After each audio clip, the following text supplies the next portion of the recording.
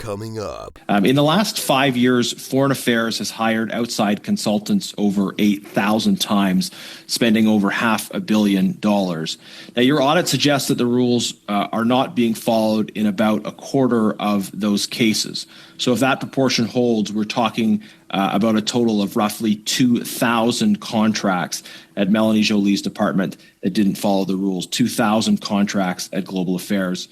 What is the acceptable rate of contract failure in government departments?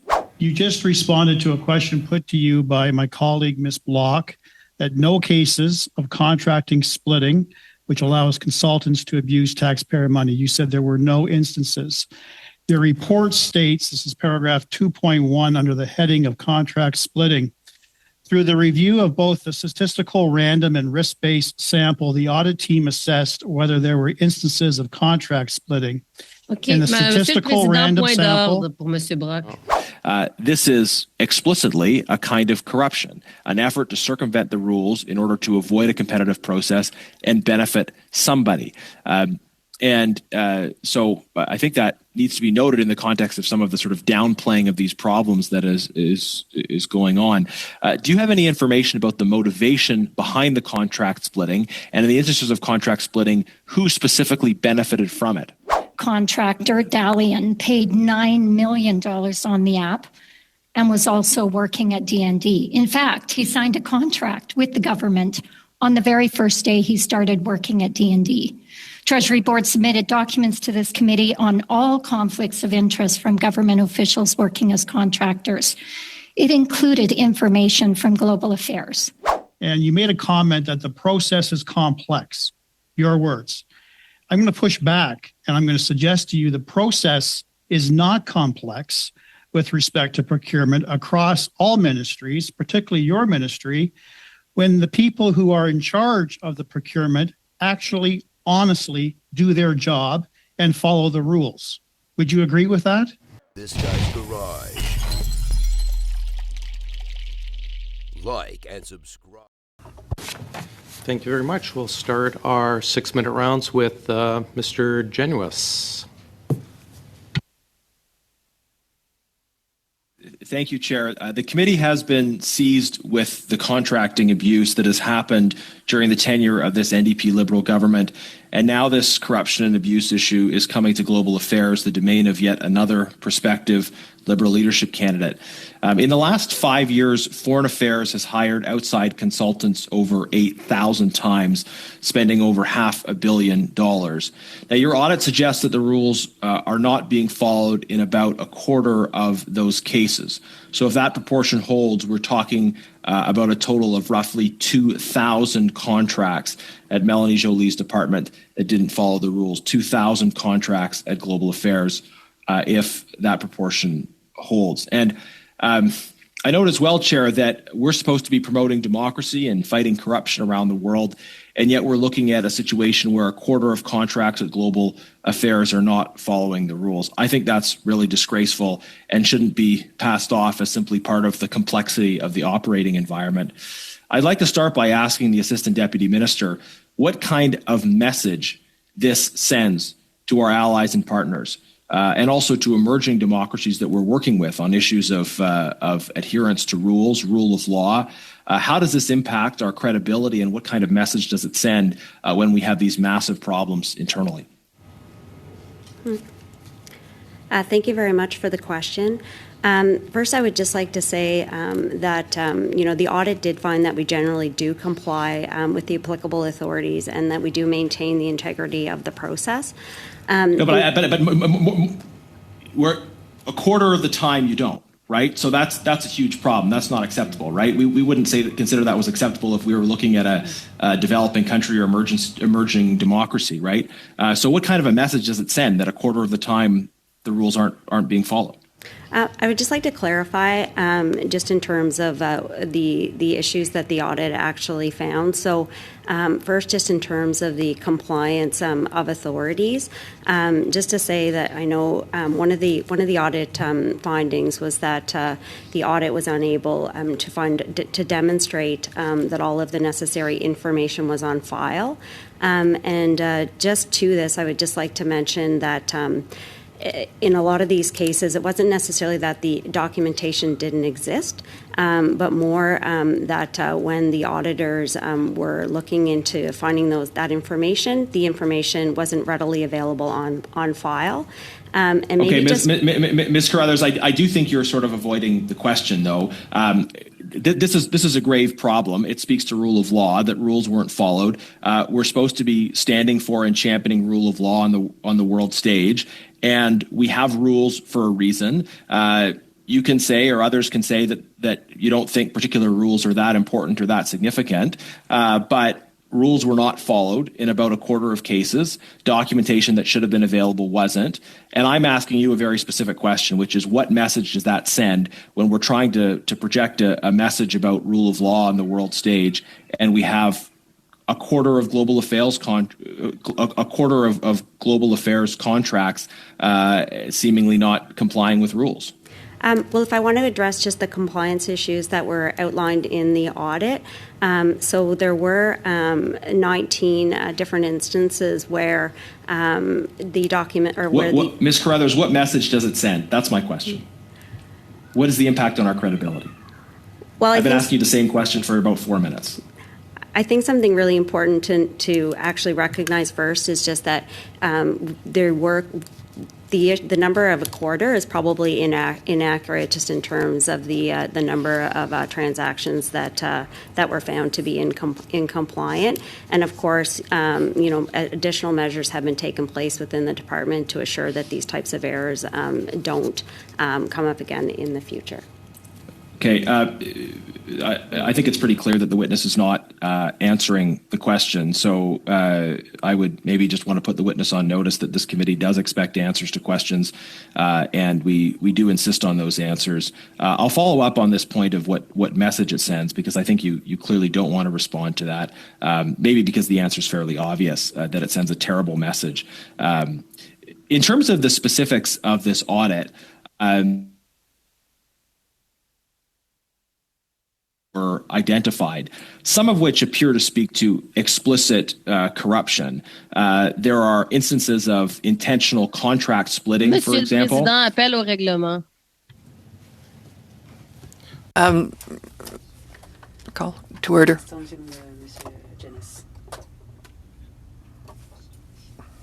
Alors, les interprètes.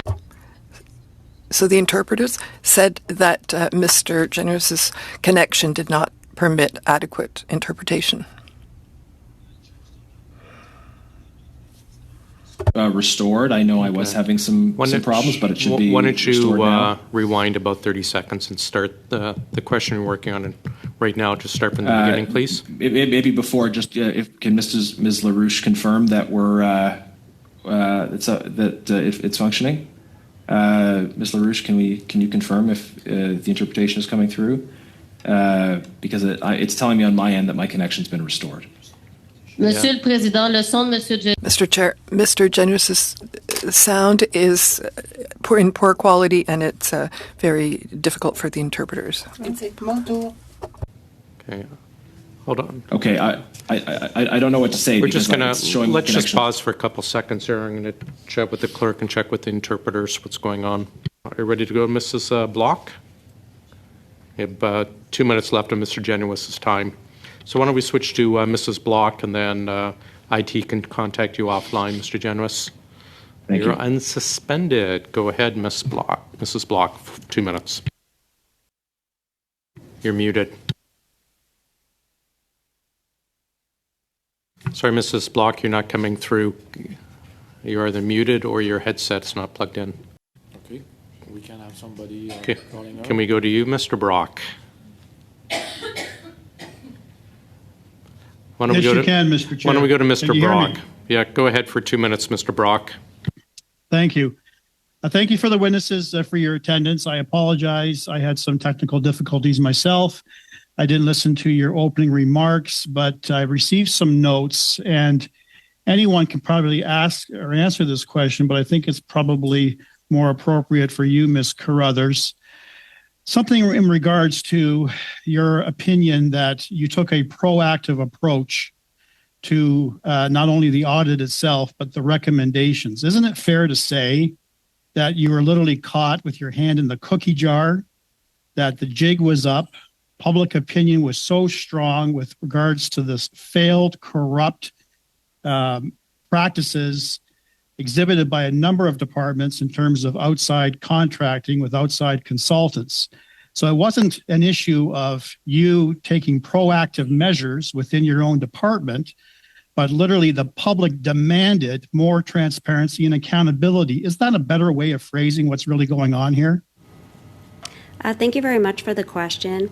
I would say, we did take proactive measures in that we weren't actually conducting this audit because we believed or were notified of any wrongdoing within the department. It really was a way for us to kind of assess the internal controls that we do have within the system so that we could then better be able to address any issues that did come up. Thank you. Thank you for that. So I would push back a little bit, Ms. Carruthers, because we had a similar audit in 2019. And a lot of the findings in 2019 in terms of the irregularities of the contracting practices, the contract splitting, a number of contracts not being signed properly, people not having the appropriate authority, was revealed in 2019, 4 years ago.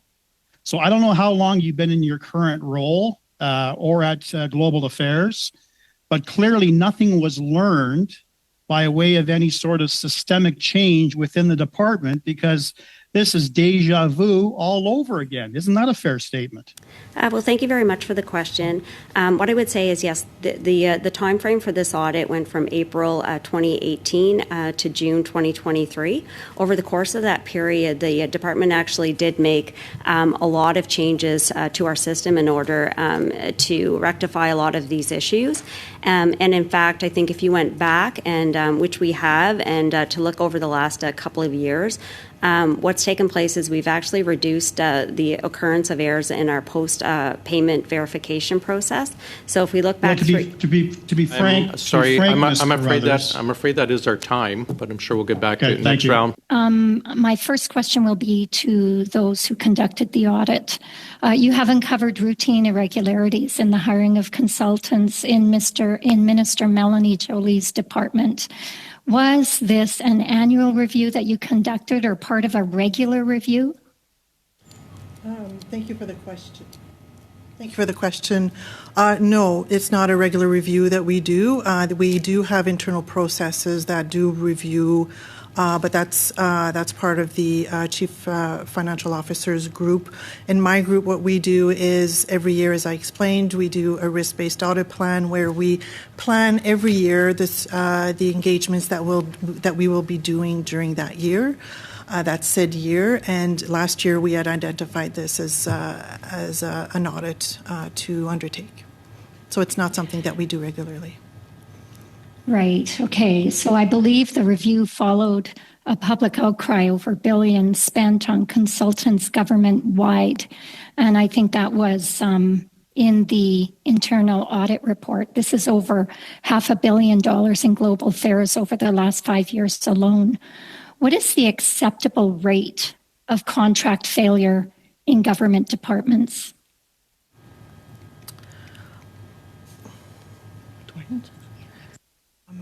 So an acceptable rate obviously would be 0% issues, but unfortunately the process is being so complex and so many people being involved in the process itself, I'm not sure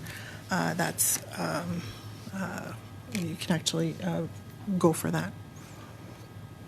Right. So there has been no other rate above 0% that would be identified as an acceptable rate of failure?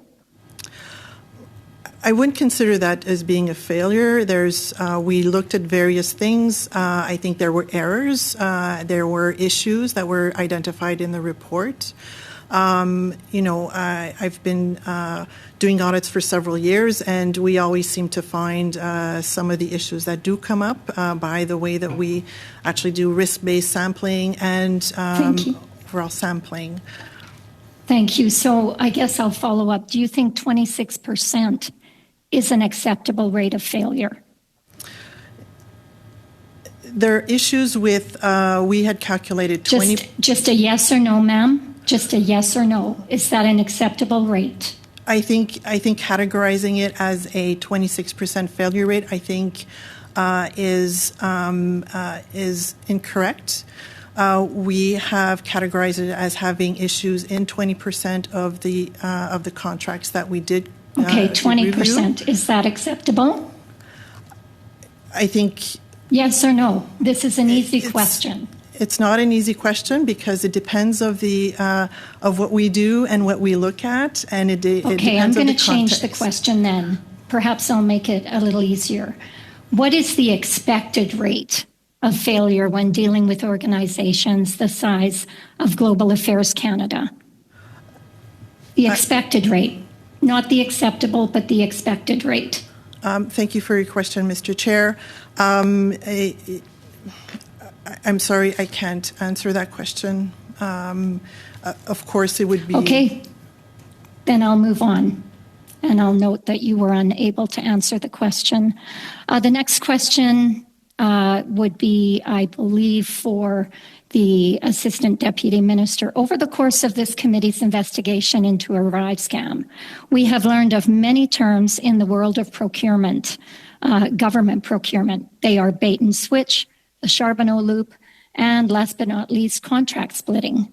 And that describes the practice of divvying up large contracts into smaller ones in order to bypass competitive bidding requirements and sole sourcing because they do not reach the dollar threshold.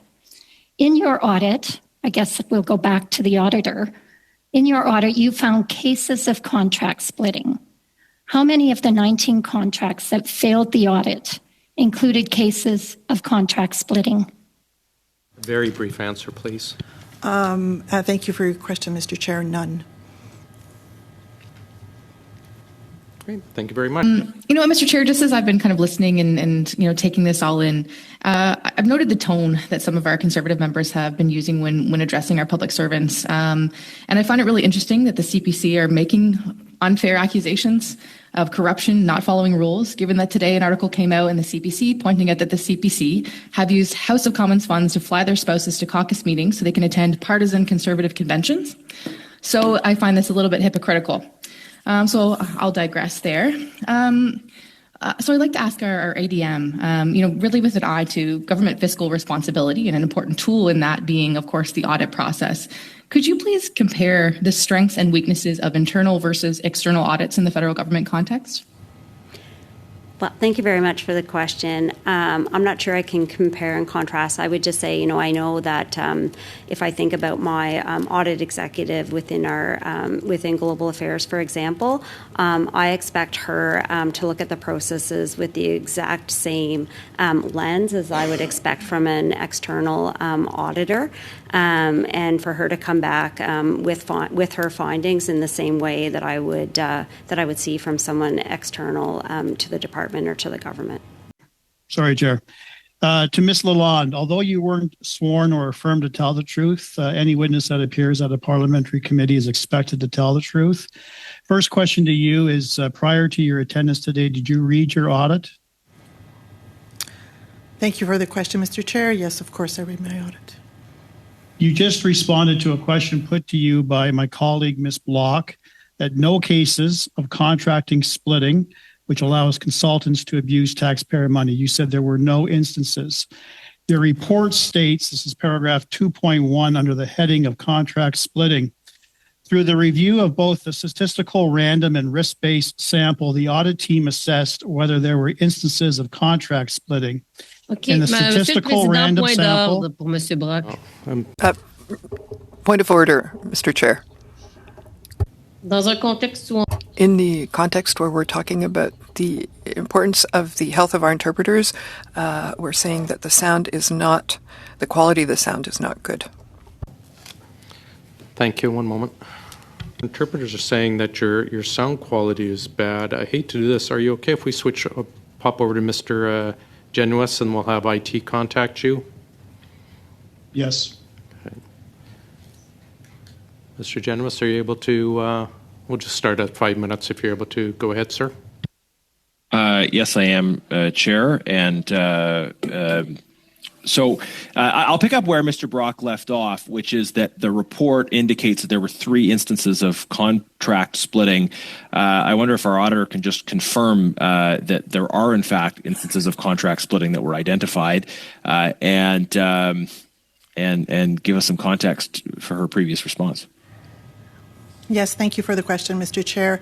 Yes, of course, I was under the impression that her question had to do with the statistical sample, if there were any incidents of contract splitting, and the answer is no to that question. Of course, my report details 3 instances where we did find potential contract splitting, and that was related to another type of sampling that we did, which was risk-based.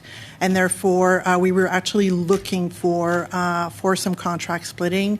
After validation, verification, we did find 3 instances. Okay, thank you. I mean, I would suggest in the future you try to be more precise, because I think that lends itself to some significant confusion.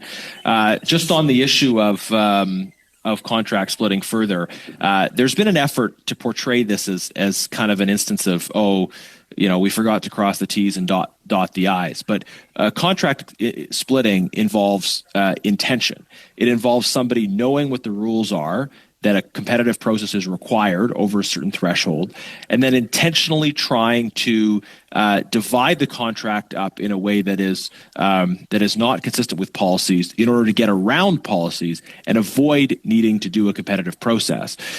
This is explicitly a kind of corruption, an effort to circumvent the rules in order to avoid a competitive process and benefit somebody. So I think that needs to be noted in the context of some of the sort of downplaying of these problems that is going on. Do you have any information about the motivation behind the contract splitting, and in the instances of contract splitting, who specifically benefited from it? Thank you very much for the question. Just in terms of the 3 instances where contract splitting was mentioned in the audit, just to say that those were 3 relatively low dollar value, 6 relatively low dollar. That's not the point. Who benefited? Who benefited? Maybe first I could just address the... No. Could you answer the question, please? Who benefited? Point of order, Mr. Chair. If again, my colleague can just allow the witness to answer the question, that would help, I think, all of us here get the information we need. Yeah, just on the same point of order, Mr. Carruthers spent 4 minutes not answering the same question in the last round, so I'm going to be more direct this time, in my expectation that direct questions receive direct answers. And Mr. Kuzmierczak knows that it's my time to do so. Thank you, Mr. Kuzmierczak. It is the member's time. Go ahead, Mr. Genuis. Ms. Carruthers, who benefited from this corrupt contract splitting? Who are the consultants that benefited? I'm actually going to turn this over to my colleague, Dan Pilon. Thank you, Mr. Chair. So the 3 instances of contract splitting were from the same unit, from the same manager. So it was a very isolated incident in that it was not widespread throughout the department. It is one specific manager of our administrative distribution center. That manager is no longer in the position. That being said, we have, when we found out about this, we addressed the issue.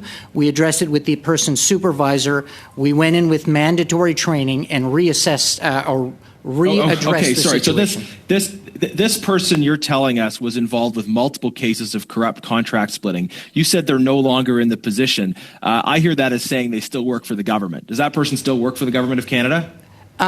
I do not know personally if this person, I think they are still within the department, although I don't know specifically their tenure. So they were moved to a different, you don't know for sure, but you say they were likely moved to a different position within the department. I would like you to provide to the committee the name of that individual and the current position that they hold. If you have that information, you can provide it now. If you don't, you can follow up in writing. Are you prepared to do that? So I will not provide it now. I don't have that information, but if you require it, we will provide it. Yes. Yeah, we'll require that in writing according to the timelines that we usually require. Who are the consultants that benefited from these instances of contract splitting? Who got the deals? Who got the money? I will answer if you don't mind. So, Mr. Speaker, this was one company which was used for, temporary help services, where they provide services of help of staff and so forth. So there was three instances. What's the name of the company? I will get that to you in 30 seconds. I think it is. Put my glasses on. Yes, it is Excel HR, Excel Human Resources. Excel HR. Okay. I assume if I request it, we'll have agreement of the committee to bring Excel HR to provide testimony. Agreed. Okay. Thank you. Has Melanie Jolie been briefed on this audit? Thank you very much for the question. I don't know if she was specifically briefed, but I do know that her office has been briefed of the results of this audit. Okay, who would have briefed her? Sorry, I have to interrupt. We are past our time. Okay, can you, given the significant series of world events that Global Affairs has responded to over the 5-year period, there's a significant number of consulting service contracts. Can you outline the breadth of the consulting services that GAC contracts for? Do you want to? Sure. Thank you very much. What activities? Yeah, thank you very much for the question. A couple of figures that I can give you here. I mean, over the last 5 years, the department has entered into contracts for over $3 billion. And I think that these contracts span a number of areas, including, our security guards at missions abroad, construction, various services and whatnot. So we do have a vast array of procurement and contracting that the department does do.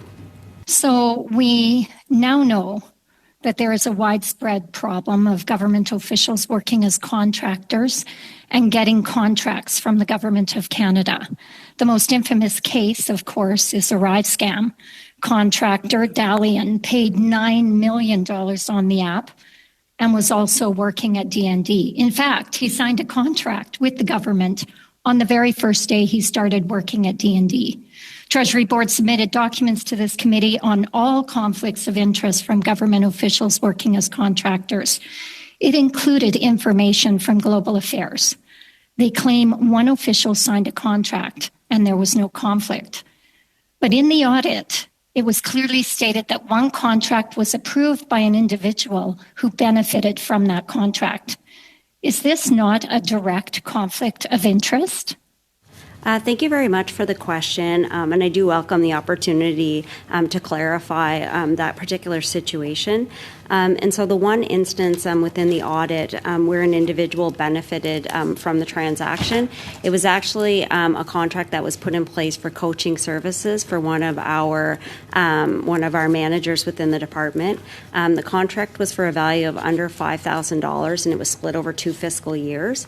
In this instance, so I'm just going to stop you there, because I don't think the dollar amount matters, and I don't think that it was extended over 2 years. Do you not consider this a direct conflict of interest? If someone who works in a department is getting a contract from that same department? Thank you very much for the question. So in this particular instance, what happened was the employee put in place a contract for coaching services.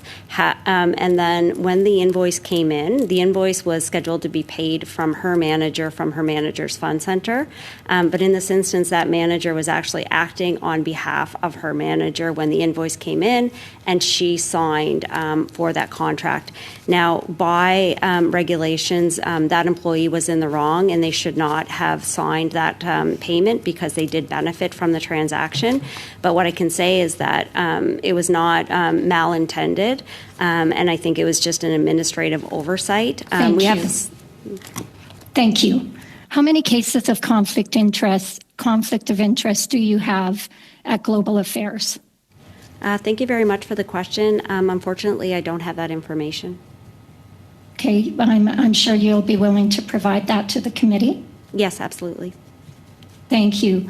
Will you also commit to reviewing all contracts, the recipients, and those who approve the contracts? Thank you very much for the question. I think we would have to have further details on what you're asking for. This would be in particular to the conflict of interest that you've said you will provide the information on. Thank you very much. Yeah, I'll take that back to the department, and we will provide you with information accordingly.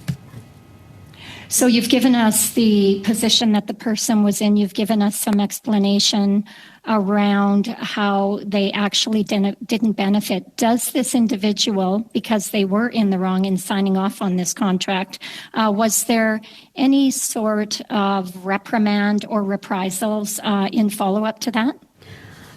Thank you very much for the question. In this particular instant, again, it was the position of the department that this wasn't necessarily wrongdoing. This was more of an error on her part in terms of, she really shouldn't have signed that. She was acting on behalf of her manager. The invoice came in, and I think she should have waited and had that invoice signed off when her supervisor returned. Unfortunately, I think I can't speak for the employee. I'm assuming she wanted the vendor to be paid promptly within the terms of the contract. Thank you. Thank you. What we have seen in many of the contracting issues that we have studied at this committee is a broad failure to enforce the Financial Administration Act, and I think that's been noted by others who have conducted investigations. Who is responsible for ensuring that the Financial Administration Act is properly enforced in a department? Thank you perhaps in yours in particular. Yeah, thank you very much for the question.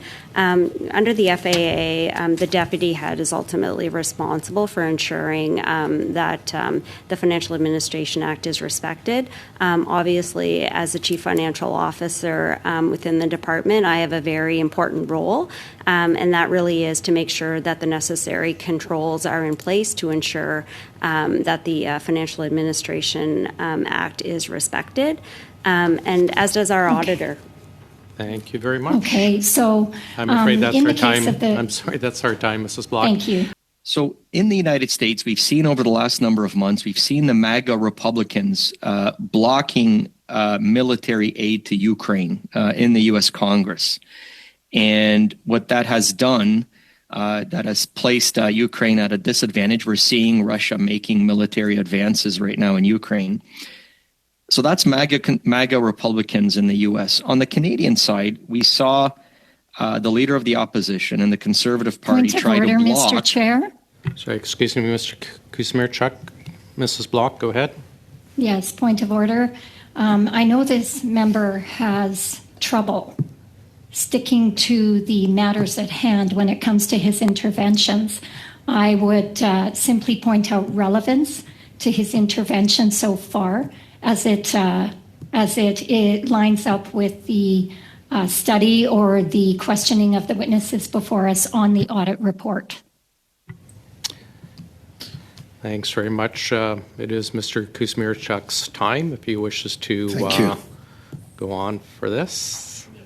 Thank you, Mr. Chair. Go ahead. And so again, in the U.S., we saw MAGA Republicans blocking military aid to Ukraine. In Canada, we're seeing MAGA conservatives trying to block support for the Ukrainian free trade deal. And I just wanted to ask our global affairs officials whether this is something that perhaps you would be looking at, the contracts that you have to the consultants. Is this the type of issues that would be looked at by perhaps some of these consultants, looking at what the impact is on support for Ukraine and the possible impact on the war in Ukraine?